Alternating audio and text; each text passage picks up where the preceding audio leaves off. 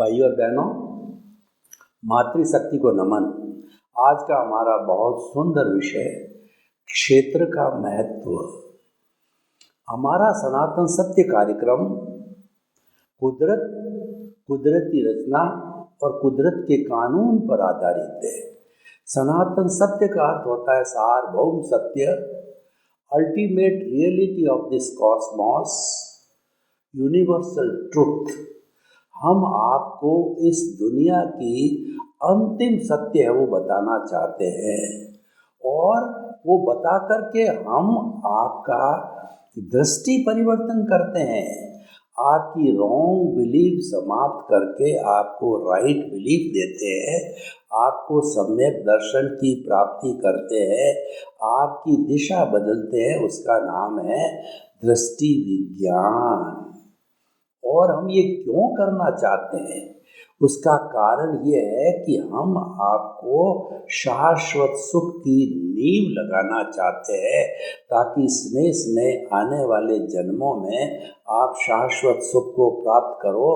हमारा सनातन सत्य कार्यक्रम न तो कोई जादू है, न कोई टोना है, न कोई तंत्र है, न कोई मंत्र है, और न हम किसी ईश्वर, संप्रदाय, धर्म, फॉर्मेट और जो है वो किसी भी गुरु शिष्य परंपरा, किसी भी संस्था से संबंध नहीं है।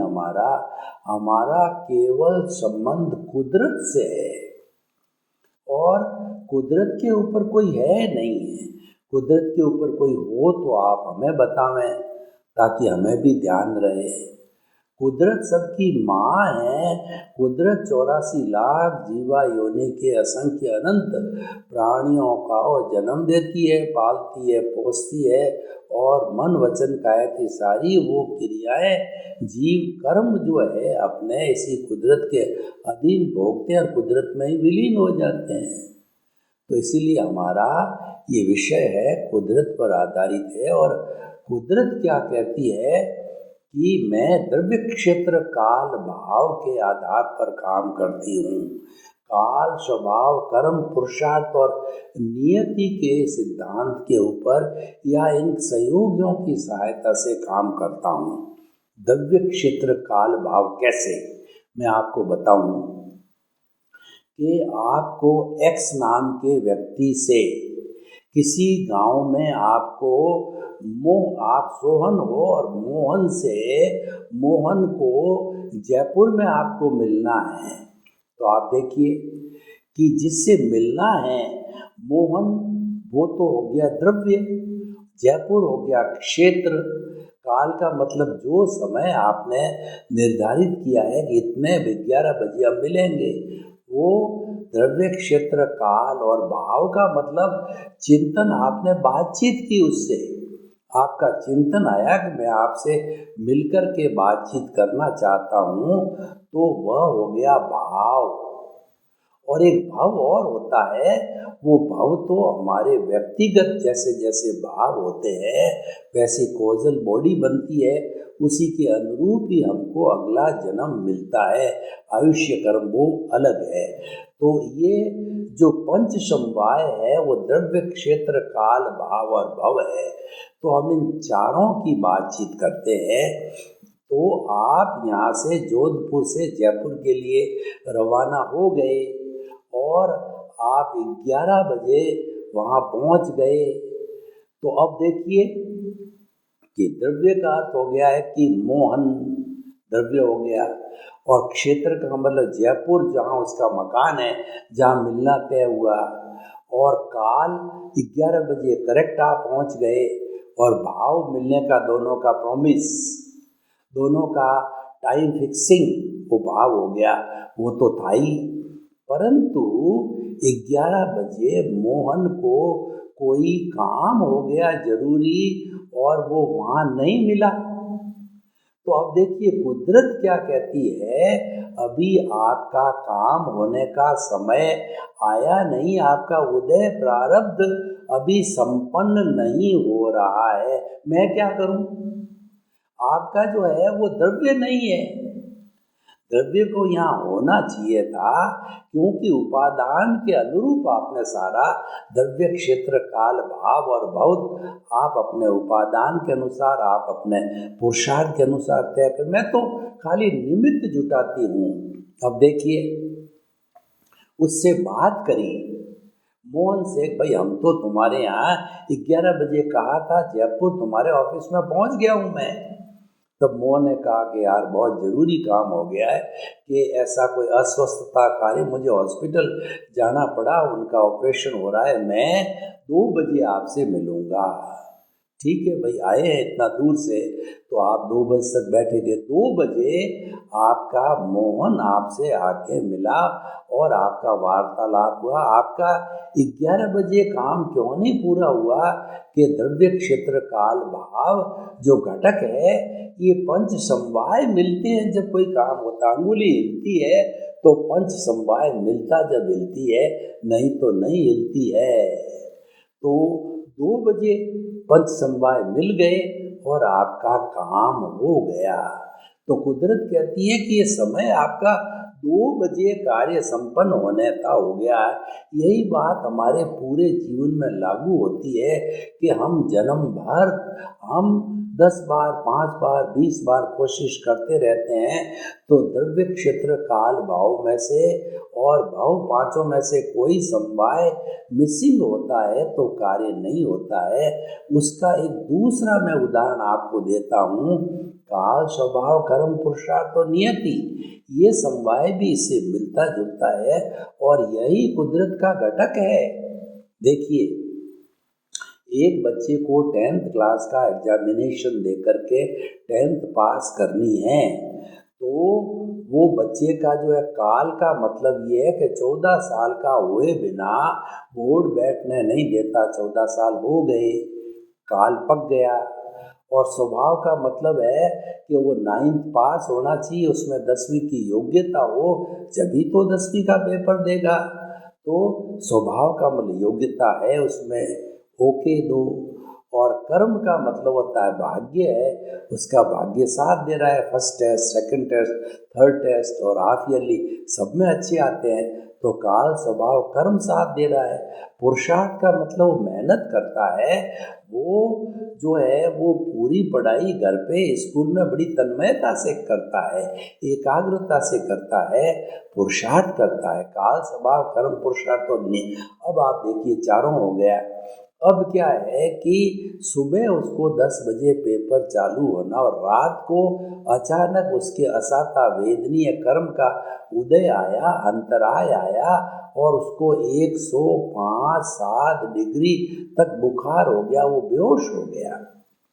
अब वो बेहोशी की अवस्था के अंदर कैसे एग्ज़ाम देवे, और ले जाना भी अनुचित है, तो वो एग्ज़ाम नहीं दे सका। 10वीं क्लास वो पास नहीं कर सका, क्योंकि नियति को मंजूर नहीं था। अगर नियति मंजूर होती तो उसको बुखार नहीं आता, 10 बजे वो पेपर दे करके उसकी योग्यता के अनुसार अच्छी पोजीशन ला सकता था, क्योंकि चारों फैक्टर उसको सहयोग कर रहे थे। यही बात हमारे जीवन में लागू होती है कि हम परिश्रम, 2 मित्र होते हैं, वो एक सा परिश्रम करते हैं। एक IAS IPS उत्तीर्ण हो जाता, दूसरा नहीं होता। दोनों स्टूडियस है, दोनों मित्र है, दोनों साथ साथ पढ़ रहे हैं, एक तरह की पढ़ाई, एक तरह की कोचिंग सब कर रहे हैं, एक रह जाता है, एक ले जाता है। ये सब अपने अपने भाग्य के अनुसार काल, स्वभाव, कर्म, पुरुषार्थ और नियति के अनुरूप होता है। तो हमारा जो विषय आज क्षेत्र का महत्व, हम ये कहना चाहते हैं कि जिस जगह हम रहते हैं, जिस जगह हम काम करते हैं, जिस जगह पर हम थोड़े समय भी रुकें, उस क्षेत्र का बहुत प्रभाव होता है। कैसे प्रभाव होता है, मैं आपको एक उदाहरण देना चाहता हूँ कि एक तोती थी, तोते की मादा को तोती बोलो, तो तोती थी, उसके 2 तोते हुए। तो उसको जो है तोतों का लालन पालन किया, उसको सर्दी से, गर्मी से, बरसात से, सबसे बचा बचा के उसको दोनों को बाल बच्चों की तरह पाल पोस के बड़ा किया और जैसा अपना उत्तरदायित्व होता है उसको उड़ाना चालू किया। तो दोनों तोते उड़ने लगे और धीरे धीरे वो उड़ते उड़ते पारंगत हो गए, सेल्फ उड़ान बढ़ने लगे, पाँवों पर खड़ने लगे। तो एक समय ऐसा आया कि उड़ करके वो गगन के अंदर चले गए। और अब आगमकार कहते हैं, हमारे पे भी लागू होता है कि बाल बच्चों को जब हम खड़ा करते हैं तो आगमकार कहते हैं कि दोनों तोते उस तोती से कभी जीवन में मिलते हैं नहीं मिलते हैं। तो हमारे पे भी लागू होता है, जब बच्चा पैरों पर फुल खड़ा हो जावे तो हमें इंटरफियर नहीं करना, उसको मित्र समझो और उसको अपने हिसाब से काम करते रहो। और जब तक आप जो है वह कहना चाहिए 60 वर्ष के भी हो जाते हो, आपको वानप्रस्थ ले लेना चाहिए, पंचायती नहीं करनी चाहिए, बच्चों के अंदर इंटरफेरेंस नहीं करना चाहिए, अपनी बुद्धि से काम करने दो। तभी ब्रह्मचर्य आश्रम 25 साल तक, गृहस्थ आश्रम 50 साल तक, वानप्रस्थ आश्रम 75 वर्ष तक और संन्यास आश्रम 100 वर्ष तक जो है हमारी भारतीय संस्कृति में बताए गए हैं। तो भाई और बहनों, अब देखिए, अब क्या है कि एक तोता भाग्य के अनुरूप जो है एक को जो सन्यासी की जो है कहना चाहिए जो झोंपड़ी थी, आश्रम था, वहाँ चला गया। सन्यासी ने देखा बहुत सुंदर तोता है, उसने उसको पिंजरे में रख दिया और वो उसका पाठ चलता था। इसको भी जो है वो ऋषि महोदय ने कहा कि बोलो राम राम, बोलो वेलकम, बोलो आइए, सुस्वागतम सुस्वागतम, सत्संग प्रारंभ हो रही है, आप आ जाइए, सब इकट्ठे हो जाइए, सत्संग गुरुजी सत्संग करा रहे हैं, ऐसा बोलने लगा, सबको प्रिय लगने लग गया। अब दूसरा जो तोता था वह अपने दुर्भाग्य से जो है एक डाकू के जो है कहना चाहिए झोंपड़ी में चला गया।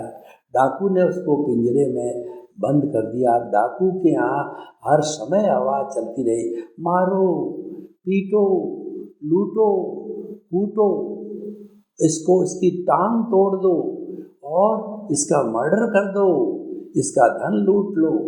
तो ऐसी आवाज़ वो जो है उसको भी ट्रेनिंग मिल गई, वह भी कोई बाहर से आता तो कूटो, पीटो, मारो, लूटो, यही बोलता रहता। ये प्रभाव किसका हुआ? ये क्षेत्र का प्रभाव हुआ। वो डाकू की झोंपड़ी थी, वो ऋषि महोदय की झोंपड़ी थी। आप कई बार क्या देखते हैं कि एक ऋषि महात्मा साधु सन्यासी किसी स्थान पर बैठे होते हैं और अकेले आपको उनके दर्शन, उनका सानिध्य लेने का मौका मिलता है, तो आपको लगता है कि उनके पास बैठने से आपको बहुत आनंद, खुशी, नीरवता, सुकून महसूस होता है। और दूसरी तरफ किसी आप डाकू की झोपड़ी के अंदर या डाकू जहाँ पे रहते हैं वहाँ जाने का इत्फाक हो जावे, आपको पकड़ के ले जावे, तो आपको डर लगेगा कि कहीं मेरा मर्डर नहीं कर दे, कहीं मेरे को मार न दे धन के लिए। कई तरह की उलझुल बातें उसके दिमाग में आती है। ये प्रभाव किसका है? एक क्षेत्र का प्रभाव है कि जिस क्षेत्र के अंदर महापुरुष विराजते हैं, भगवान महावीर जो है उन्होंने विचरण किया था बिहार के अंदर, समेत शिखर जी उसके आसपास के वैशाली वगैरह एरिया में, तो कई वर्षों तक वो क्षेत्र पवित्र रहा। और आज भी भगवान महावीर ने जो प्रवचन दिए थे वो वहाँ पर आज भी जो है इधर उधर घूम रहे हैं, कहीं गए नहीं हैं, तो क्षेत्र के ऊपर प्रभाव होता है। तो ये हम बात को इग्नोर नहीं कर सकते हैं। ये बिल्कुल सही बात है कि परमाणुओं का अपना प्रभाव होता है। शुभ अशुभ जो परमाणु जो बिखेरे जाते हैं, मन से चिंतन करके, वचन के द्वारा बोल करके, उपदेश दे करके, और काया के जो हमारे अच्छे परमाणु हैं जहाँ बिखेरे जाते हैं, वो अवश्य ही अपना प्रभाव डालते हैं, इस बात को नकारा नहीं जा सकता है। तो हम आपको ये कहना चाहते हैं कि क्षेत्र का हमारे जीवन पे बहुत प्रभाव होता है। आप देखिए, दादा भगवान 10 लाख वर्ष तक जो भरत जी के साथ में भरत जी के समय से वो जीव चिंतन, भरत जी तो मुक्ति को चला गए, अक्रम विज्ञान को पाकर के भगवान ऋषभ से और दादा भगवान का जीव 10 लाख वर्ष तक ये सोचते रहे कि इस सृष्टि का संचालन करने वाला कौन है। तो फिर ये सोचते सोचते आखिर में 1958 में जब उनको दिव्य चक्षु खुले, उनको जो दिव्य ज्ञान हुआ, केवल ज्ञान हुआ, तब उन्होंने ये महसूस किया, एक विशेष ज्ञान उनको अवलोकन हुआ और उन्होंने पाया कि इस विश्व को चलाने वाली शक्ति है वो साइंटिफिक सर्कमस्टेंशियल एविडेंसेज है, वह व्यवस्थित शक्ति है, वह कुदरत है जो पूरे ब्रह्मांड का संचालन करती है।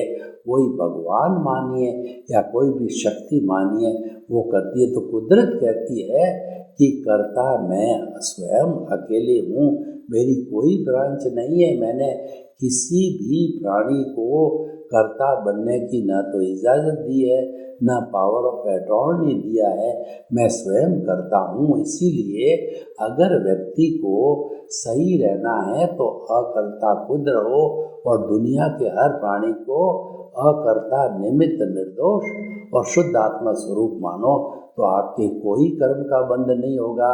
आप स्वयं विदेह बन जाओगे, आपका जीवन स्वयं कमलवत हो जाएगा और आप कुछ ही भावों में मुक्ति को प्राप्त कर सकते हो, प्रोवाइडेड आपको कमलवत विदेह का जीवन जीना है। तो भाई और बहनों, हम आपको बताना चाहते हैं कि क्षेत्र का बहुत अधिक महत्व रहता है। अगर क्षेत्र अच्छा है और वहाँ पर आप बैठ करके ध्यान करो तो आपका ध्यान लग जाएगा।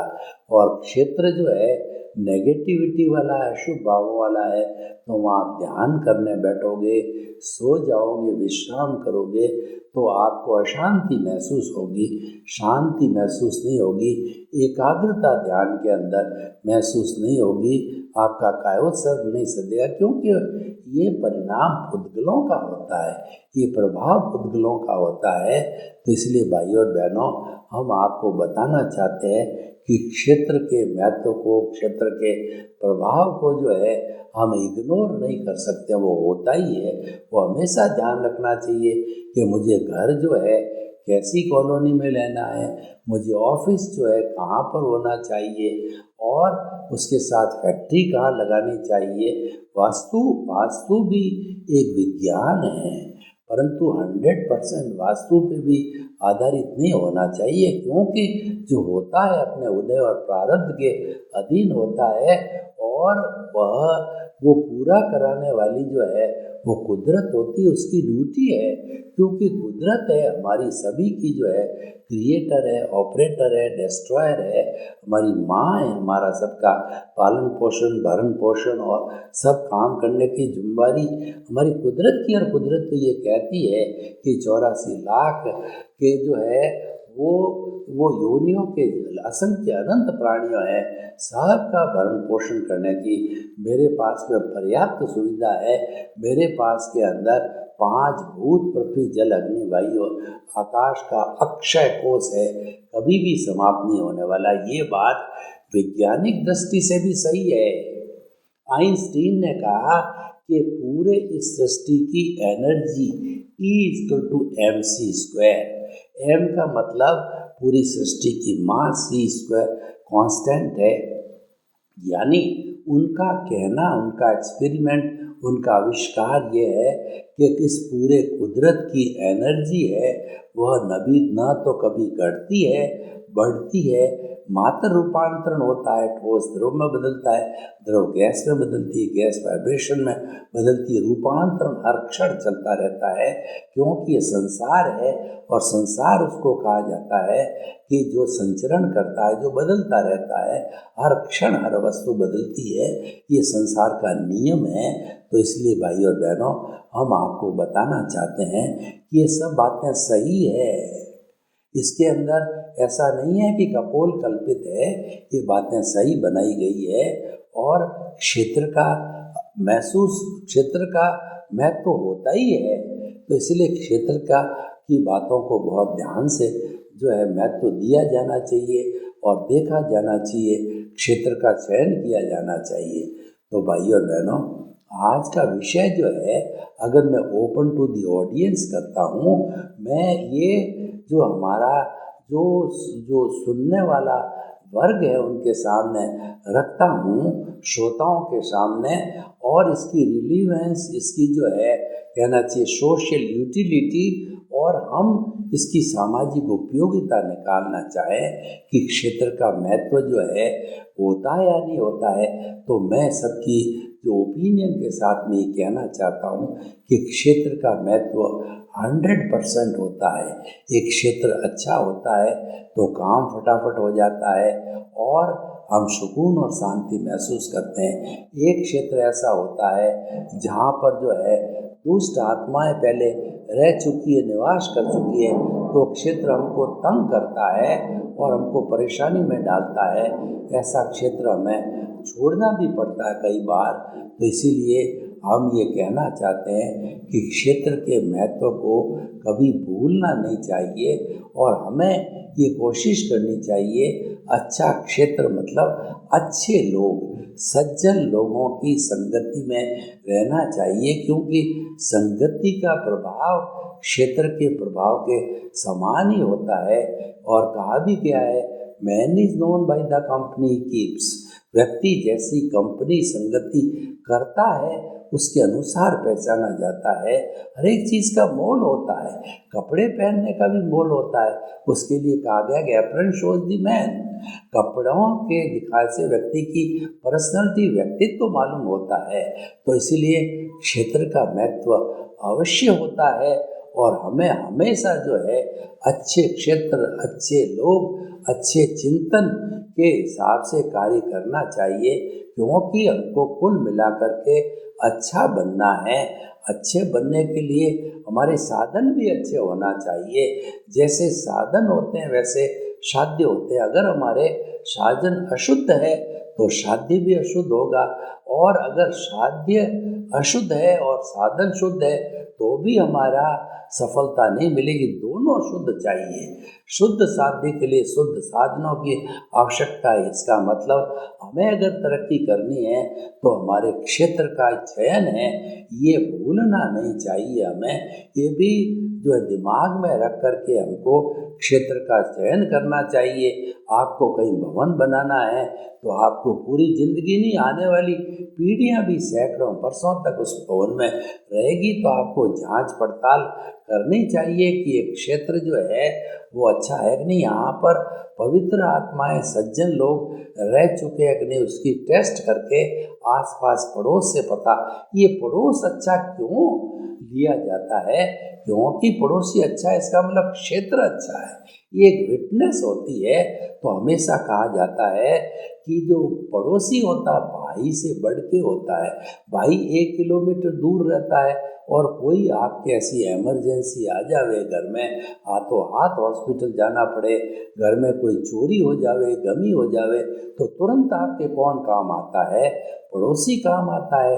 इसलिए पड़ोसी भाई से बढ़कर होता है। इसका अर्थ क्या हो गया कि वो क्षेत्र अच्छा है जब अच्छा पड़ोसी मिला, और अच्छा काम क्या था। कहीं कहीं पर क्षेत्र खराब होते हैं, ऐसे ऐसे ऐसे खनूस पड़ोसी मिल जाते हैं कि हमको तंग करते हैं, परेशान करते हैं, हर बात में छोटी मोटी बातों में टोकते हैं, लड़ाई करते हैं, झगड़े करते हैं, क्योंकि उनका जो है ऐसा ही व्यवहार, ऐसे ही संस्कार होते हैं। तो भाइयों और बहनों, हम आपको आध्यात्मिक दृष्टि से, व्यवहार दृष्टि से दोनों बताना चाहते हैं हमारा जो भीतर का जो अध्यात्म जगत है वह भी अगर हम सज्जन लोगों से, बड़े आचार्यों से, अच्छे सुलझे हुए शादियों से, ऋषि मुनियों से, साधुओं के संपर्क में बैठते हैं तो हमको अच्छी अच्छी बातें, अच्छे अच्छे संस्कार मिलते हैं और हमारा जीवन अच्छा होता है। तभी हम कहते हैं कि बच्चों को अच्छे संस्कार देना चाहिए। ये संस्कार अच्छे क्षेत्र, अच्छे लोगों से और जो अच्छी बातों से आता है, ये सारी बातें अच्छे क्षेत्र के अंतर्गत आती है। तो सर्वे भवन्तु सुखिनः, सर्वे सन्तु निरामया। लोग के सब जीवों को शुभ शांति मिले, सुख मिले, अच्छे संस्कार मिले, सुकून मिले, अच्छा क्षेत्र मिले, हम आपके प्रति मंगल भावना करते हैं। ओम शांति, ओम शांति।